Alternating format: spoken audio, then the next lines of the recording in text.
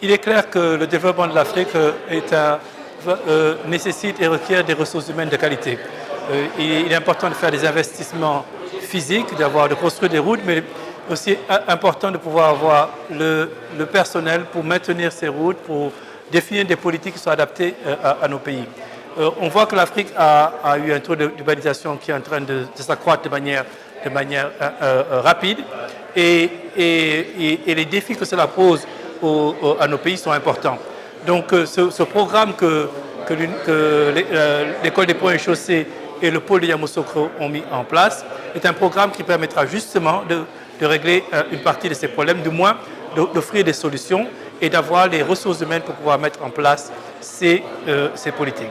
Il est clair que sans des gens qualifiés qui puissent mettre en place les politiques qui sont nécessaires à l'efficacité de ces investissements, bien sûr, ne permettront pas d'avoir les résultats qui sont requis. D'où la nécessité d'avoir des programmes de qualité, mais également des programmes qui soient adaptés à la réalité des pays africains.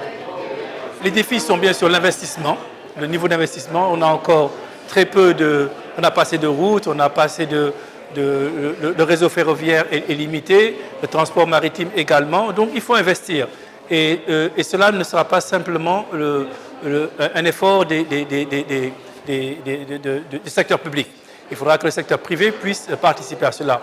On voit des initiatives, par exemple au Sénégal, on a le toll road, l'autoroute à péage entre Dakar et Diamniadio, mais cela également est en train de se faire dans d'autres pays africains. Donc il faudra une forte participation du secteur privé pour pouvoir combler ce gap d'infrastructures routières. Mais il faut également pouvoir avoir les politiques et intégrer cela dans un certain nombre d'autres politiques.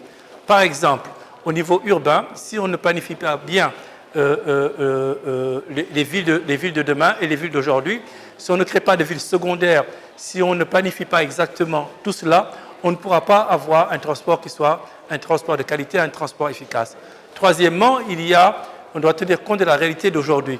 La réalité, c'est que des émissions de carbone sont largement générées par le secteur du transport.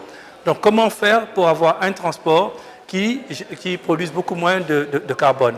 Il s'agira d'aller sur le transport de masse, de plus en plus de quitter les véhicules privés, mais également de pouvoir utiliser la technologie, notamment les voitures électriques. Et cela a été toute une discussion importante lors de la COP24 qui s'est déroulée récemment en Pologne. Merci.